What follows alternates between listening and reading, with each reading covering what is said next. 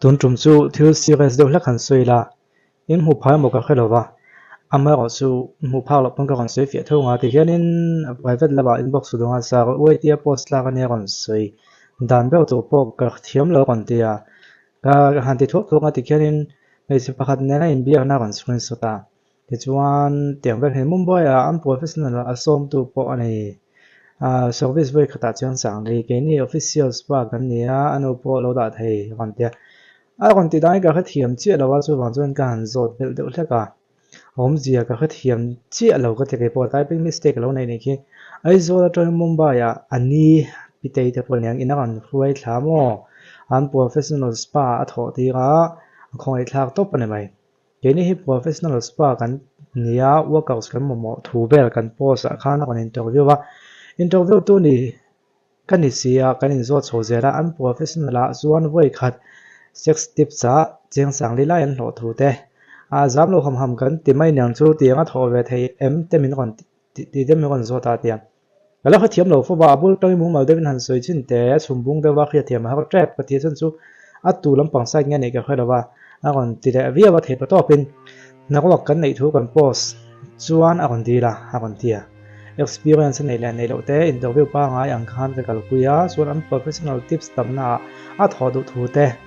sex tips po apoi ti lo thu te mumbai a entin nge tu nge na ko mu tu che ka ti khan ka ni pi te ti ta in ka khia am professional spa le min tho ti a atia chuan voi kha sex tips a engza nge in don ka ti khan cheng sang le ti a chu chu kal san chu san ni du en ni ka tia du po ka khelo zuk tia nam dam ka ga mi zo me che lo na sa je hi ran tia ke ang hi mi dang tong po thiam lo ti lu na hmanga am professional spa tho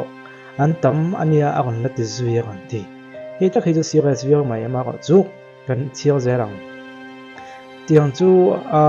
in hnuai an ha kon ti chun chin mai kon suya ka tia ka thiam ba chok ta ni ka in ta hemo tiang chu ni theng am professional spa ma me kon tia ma se ke ni professional spa kan ni sia spa kan ti chu kan mi thla ke na ka lo mi thla mai chu spa kan ti chu ni massage le tak sa hanin me massage vel khan ni de umaya ka khia thiam dan chuan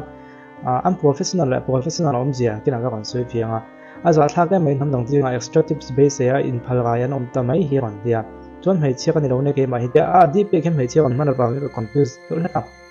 nang ma hi mobile om sa ni ti ram ni kan ti khan o ni lona bala a ya kon soya ke mi span saluna hian assistant manager in ka thok ve a workers la in to lu la dang ne hi ka khoi ve thue na kon ti ani chuan ka phia tu chu in tan soi nuam che lo mai the hi ka hi mi pui ten in khia da tang ka tilang du se ti ang spa thok ho hian in thla dan zang an la lu ka kha du ni a chan chu an chung da tam po an kho sak dan le an lak lu in mi lem ti vel te kha khang te kha chut pui anga in ga khia chan chu te hi tum mai hal khe ta nei to a spa thok ka ne lo na pakhat to ka ne a a chung ten he na kho sak dan te a um dan in lu le en kim an chet la dan kon thona a hlo ne kan han chu thena ai mi thei tak lo ma se chung ta chu lom bio tho mai ren na chang kha chuang lo chu wang chuan exact che man ho le ti kha ka zo da ke ni hi for he ti lim ho hian en sing kha training bulan tran tlang puya training live on sing kha dan ho ti ko thowa experience ne nan zero sing kha sanga tran te pon om tho boka tu ma lo ti khat ton don lo ta ta chu fix om lo in up zel tu kan ya ma se am professional spa kan ti ho chu an tran na pon sing kha sa sa ri dai ani hen mai ran ti am professional kan ti chuan sex ka in noi an ti thei wang am ne mo mi rat mai chen lam pang kong tai kan ti pui thea sexual pon man pui thei mai ni chu kha an customer hana du chuan professional spa chuan zui chung te a therapist mu te extra service te hi kan du lawa thei lo ne professional chung ka tiang kha tai aram lem lawa am professional spa chuan an hlo mai ba ka section man pui khan chiang sang li tanga chiang sang wet te an don be thei ani ngong thlen ne kon ti he po ni san tong se en ka khia nagri mumbai ko ma ti he he a ka interview tam zo he professional spa thok du thlen nia ama chi hem professional spa thok du kala interview ne he ka interview chu wa china chuna tia thiang hlem taka sum tlem te la lu lut na ain expectative sa wanga lo tama in khan du mi zo me chian tam sia sa hei lo ti chu nge ang se ram tia ka spa chu himin ka fakna ni lo wa ka bial nu ko ka chu dia ka ti a hindia web professional spa kom ta tuna hian kan workouts te hi mi zo pang kan oma kan thoma de chu me zo hang de hlir hin ni train jok ma se professional ai chon professional ka hlok zo wang min pem san de vek lo thoma kan ti ba ko chi kan bang to ti nan chu bui pui dok chu poisa kan du lu tu khani poisa du lo chu kan om lo ma se thiang hlim lo taka poisa thanga lu yo tiếng thêm lo tất cả bồi sa thang gần lo cho mình ốc ta thang ốc hàng tiêu hinya mà mình xuân tiếng thể chống suy lo mình thung bẹt tất cả gần tang bẹt tắt bốc xia cho mày thể lo hết mình chúng ta hết sợi cái đủ hey sum lại bay hiện thèm này nó sắc không mấy, úp bát tel lang ngang po sum lại bay thèm này to nem tel đòn tu na, cũng mình ra đi cái khác làว่านี่คนเอ็นตุหินอามาก็จะเห็นอย่างที่อาตมาเนี่ยโดนไล่กันเรียโซเชียลมีเดียเปิดสลักหลุดให้เด้กันเรียงั้นยังเปิดสลักหลุดตัวจนหลักเด้ง่ายมีตัวเขียนหลุดเด้ง่ายดิเด้จนเสือก็บอกเดี๋ยวทัวไล่ตั้งแต่ละเสือก็ไล่เด้หลักจากของพรีมังที่จะนำเบียถึงจุดอย่างนี้แล้วเราจะสวยปัลเราที่ฟูเราปัลแต่คนนำเบียเท่าว่าถึงทั้งกับไปจุดสมหลักหลุดนั้นแต่ก็มังแต่คนนำเบียปกะมีคนเขาไปซื้อปงไอ้ช่วงเราว่าเฮ้ยหมดบางส่วนซุ่มแหละไปทางไหนเห็นโอ้ยอะไรนั่นไม่เนี่ยตัวนั้นคนซื้อที่จุกก็เห็นนะไอ้ตัวให้มีเราเป็นให้เตียงเที่ยวที่ออกมาในที่จุกสปาให้กันหมดร้านให้ดังหลังไม่ครับเห็นอัดทอกเขาแต่ไงเนี่ยพวกเขาเนี่ยเคลียร์เส้นมันจะจุก professional อัน professional อมเบีย professional ช่วงเขาเตียงให้หิมโลจินักข่าเทโอเวกอันรันไปมุ่งมันตั้งแต่หนังสือมาอัน professional เนี่ยช่วงข้างข่าเทเวกอามาข้าทอกตัวข้าดูก็ชวนไหนข้าสุ่มข้าดูบกชวนเตียงข้างตีคุยเทนี่เห็นสิ่งไหนเห็นก็มีส่วนเหตุเชื่อตั้งแต่การอมแบบไม่เจ้าตีข้าให้ยันวันสวยพวกกันนั่นหมายความว่าตรงนี้เนี่ยตีส่งที่สวยกับตุ้มเราว่าฉันก็จะสู้นู่นแหละปนในมุมเราจะพ้นไม่เทียบสู้เลยขัดข้างนั่นนะขัดสู้ตีพวกนี้นั่นแบบให้เราว่าอันมาว่าสู้กันฟาเตะกันน่าวเตะให้เตียงอันมาถกกันอมจวนอันข้อสักดานเตะอันทิลเลยเตะและอันโหลอันสักขัดโหลเตะให้ไอ้มิลเลมติที่ไงตัวเชียร์ง่ายนี่มินดูสักให้จุกันพูดแต่มินดูสักอันตีส่งให้โอ้ยแบกโหลตัวเนี่ยคำพูดแต่มินดูสักแล้วไม่ให้ตัวมีผู้หนาชวนให้กันกะลาจะจุมีผู้หนาชวนกันออกมาหน่วงพบไหมมันป้าไงจะดีจัดจนยามากกว่าช่วยคำพูดแต่มินดูสักที่ส่งให้โอ้ยเราจินจะไปไหนไปไงฉันชวนสักขัดโลแล้วมาเนี่ยพอปุยหูข้างหูแต่ในนั้นด่านก็สักด่านแต่ไงตัวหลงฟังใจแล้วให้จู่วันในเทเรียวพี่น้องเว้ยนี่อันวันในเทเรียวหมดกันตีไล่คันอันวันในเทเรียวนี่เราวินเองก็หมดอันเราที่เทเรียวจอกเราเนี่ยเทียจงแต่พอจู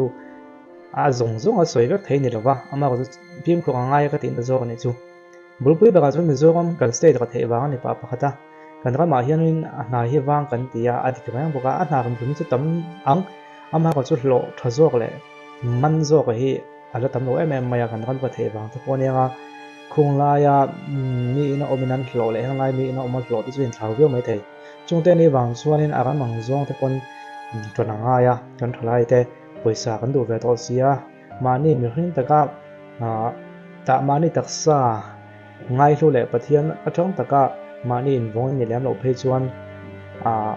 ถ้าที่ยังมาเขาปวยสารหลักรู้สึกเขาปวยแต่เราเห็นต่ำไม่เนี่ยคนสื่อสารนะเพจวนเอ็นเตอร์นันโปรเฟชชั่นอลเขาเฮียนี่จากขนาดหน่วยขัดเราหลุดตายละอันโปรเฟชชั่นอลจนหน่วย5 หน่วยสวยจวนละได้นี่ทีอาชาเนี่ยทุกคนมีน่าไกลละกันมีปัจจัยเช่นนักการไกลหลักหลุดเป็นตัวเขามาข้างป่วยสักสีเราชวนป่วยซาเบลข้างบกสีชวนจู่บางชวนนั้นให้จู่awareness ตามปวดขาก็ดีป่วยซากันนู้ตัวกันหนากันนู้ตัวกันฟาดแต่กันน่าแต่หนาถกเสป่วยซาถกชวกเสกันตีตัวกันละมาเฮียนป่วยสุดท้ายให้กันหลุดเท่านี้ป่วยซาให้ยกเลิกต้องตัวกันชวนนั้นทลายแต่สิ่งสวยต่ำง่ายก็ตีเดียวไม่จุดหาแล้วนี่เราแต่ดิกถ้าเขาซุ่มกันลากเราตอนเห็นเองมาที่หลอกเรากันตีบางให้กันเฮลจนในช่วงเราอามาก็จะเสียไม่ได้แต่กันหัว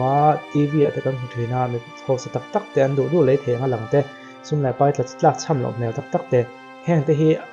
ตักให้หมดกันติดทีน่าโซเชียลมีเดียกันที่หูที่ตัวน่าพวกเฮก็ชาละก็ลันดานเฮไอ้กับไม้แต่พวกอามามแต่พวกไม่เนี่ยมาพวกสวยทอเฮตักกันลันดานนั่นในปีกช่วงเราส่วนโซเชียลมีเดียจนที่ที่แค่มีเอดิตเดี๋ยวแรกตีน้องลำเดี๋ยวแรกเราเนี่ยอันลันดานที่ตีมวยเดี๋ยวแต่เราช่วยนะอามาก็จะตักชวนข้าเตียงข้าในเวกเราตีเหตุตัวนี้เต็นโซเชียลมีเดียมีแรงหูเจ็ดดานเต้ซุ่มแหลไปในตั้มข้อสักดานเต้เลยมีหัวสัตว์จันทร์ที่กันไอ้ด้านนมให้ได้แม่มาตักข้าเตียงข้าอมเวทไม่อยากกันง่ายเลยไม่เทียอามาก็จะเพื่อทั้งตัวจนตักกันนุ่นตักเฮียนที่เรากันเฮียเนี่ยนักตักเฮียนตักเทเราเด็กตักซุ่มมีหลักหลุดตอนชวนนี้ซุ่มจวงบางเฮียนเทเรากันอินเซมกดนวมได้ว่าอมหำเทในเฮียตั้มเราครบไหมจะเฟรียดกันง่ายจู่บางชวนนี้ขัดเตียงอ่างอมกันดูบางรายการที่เอ็นเล็กข้างเวกันนุ่นดานะคะอันเราสั่นหลักหลุดต่อชวนนี้ซุ่มเทียงทิ้งเราหลักฮะเราโอลไม่ถุยนะแต่ไม่เตียงจู่บางชวนให้มีจุนจ้างให้จู่ป่วยกติยามีโซ่กันช่วงจะใส่ตัวเราน้ำดังซิงไปชวนนี้ mizo mi pa te mizo me chen amin dem viau la hian mizo me chu than khat te hi chu sum lak lo na tu hin thoi thei riau te po ani mai thei film khur ngai khop mai ti kha tun chu ma hin ka on tak langa ka on soya comment lama tiang khredin nei chu no soi ba don nya